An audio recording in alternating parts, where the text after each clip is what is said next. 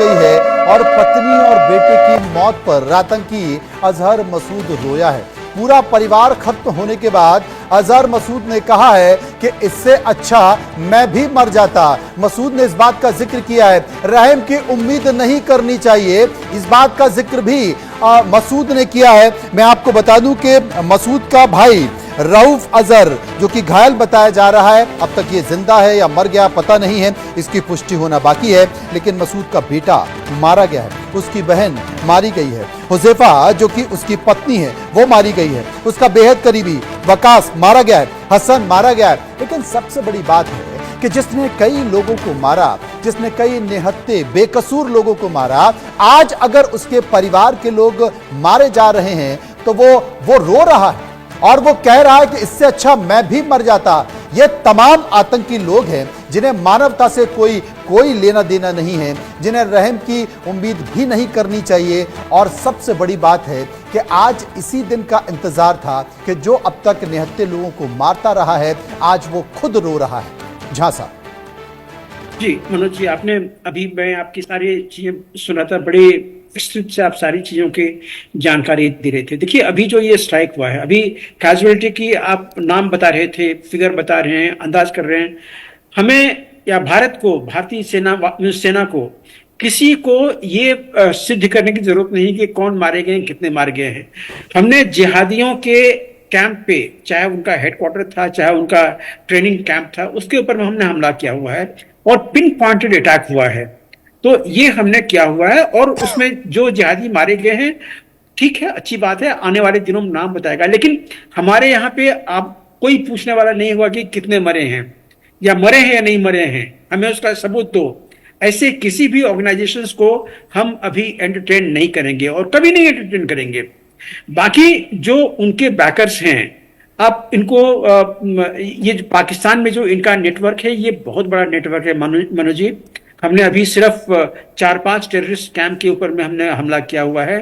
भारत के खिलाफ जो इंडिया सेंट्रिक जो जिहादी ऑर्गेनाइजेशंस हैं, उसमें हिजबुल मुजाहिदीन, लश्कर-ए-तौयबा, जैश-ए-मोहम्मद, हरकतुल जिहाद, हरकतुल मुजाहिदीन, हरकतुल अंसार, अल-बद्र, अल-बर्क, अल-फरान, अल-जिहाद, इस तरह के लगभग 15-16 जो ऑर्गेनाइजेशंस हैं वो आते हैं। उसमें से कुछ लोग अभी भी हैं और आज के दिन में सिर्फ पाकिस्तान में आप मान लीजिए लगभग 60 के आसपास में टेररिस्ट ग्रुप्स हैं।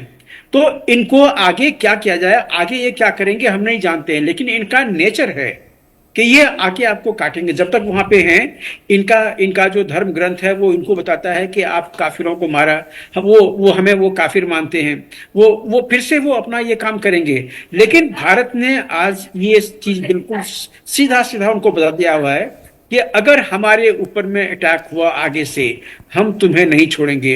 और हमेशा इसी बात का जिक्र झा साहब मैं कर रहा था। मैं अमेरिका की बात और लादेन की बात इसलिए भी कर रहा था कि 9/11 हुआ तो अमेरिका ने लादेन को पकड़ने के लिए पाकिस्तान के अंदर आया, उसे उठा लिया।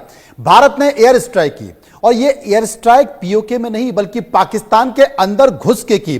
स्वाभाविक तौर पर जब आप किसी भी देश के हवाई क्षेत्र में घुस जाते हैं तो इसे अंतरराष्ट्रीय एक संधि का उल्लंघन भी माना जाता है।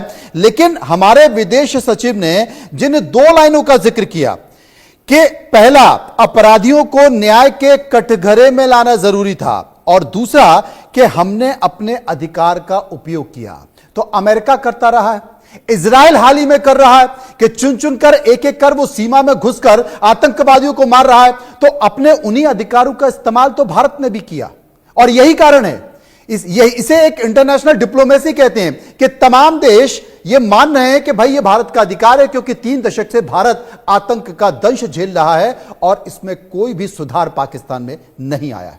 झा साहब जी हाँ, देखिए, आप एक तरह से कह सकते हैं कि हमने इंटरनेशनल बॉर्डर को हमने लांघा है, लेकिन ये टेक्निकल टर्म में ये इंटरनेशनल बॉर्डर का लांघना नहीं हुआ। अगर हमारी सेना, हमारे एयरक्राफ्ट, हमारे अगर शिप्स हैं, वो अगर पाकिस्तान के टेरिटरी में अगर इंटर होता तो कह सकते थे कि हमने इंटरनेशनल बॉर्डर को हमने क्रॉस किया हुआ। लेकिन अभी जो ये चीजें हैं, हमारे हवाई जहाज, हमारे मिसाइल, ये हमारी धरती से छोड़े गए हैं।